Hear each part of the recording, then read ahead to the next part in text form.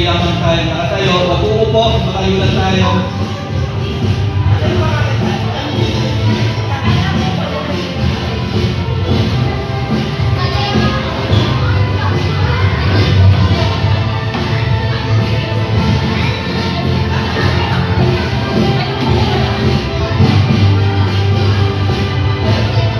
Sige, managay na rin ang upuan.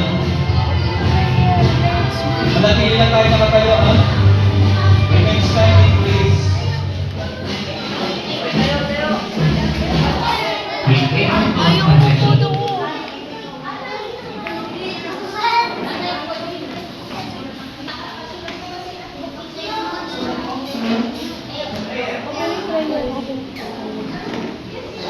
Maybe calling na Teacher Sandy for our opening prayer. Natawagan ko po si Ma'am Sandy para po pangalata sa mga na panalangin followed by National Anthem.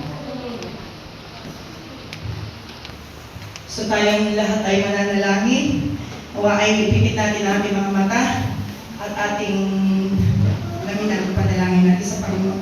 Panginoon Diyos, maraming salamat po sa pagpalang umagang ito, Panginoon, na pinagkaloob niyo sa amin, Panginoon, sa aming 3 days daily Vacation Bible School. Panginoon, papasalamat po kami, Panginoon, na marami po ang mga bata ngayon nakarating, Panginoon, sa pag-aaral namin at sa lalong-lalo na po ang pag-aaral namin na makilala po kayo, Panginoong Jesus. Maraming po salamat at lubayan niyo po kami sa paninimula ng aming DBBS, Panginoon, hanggang matapos, Panginoon. Ang presensya po ng inyong banal na Espiritu ang manguna po sa bawat isa, Panginoon. Ingatan niyo po lahat-lahat kami, lalong-lalo na po ang mga bata, Panginoon. Proteksyonan niyo po sa anumang kapahamakan, anumang kaguluhan, Panginoon. At pawang kapayapaan niyo po ang maghari, Panginoon, sa aming lahat-lahat. Muli, Panginoong Diyos, kami ay pangunahan niyo po muli. At maraming po salamat sa inyong kadakilang kabutihan. In Jesus' mighty name we pray. Amen. Manatili tayo nakatayo para sa ating pamansang awit.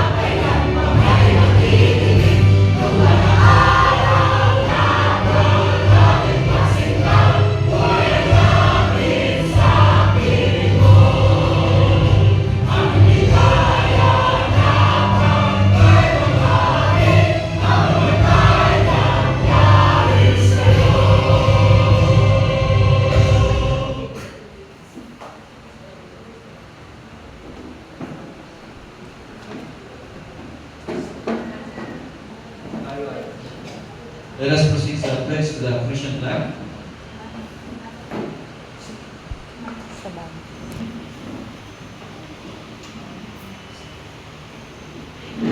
Isaba na po. Saban. Lakad ko na.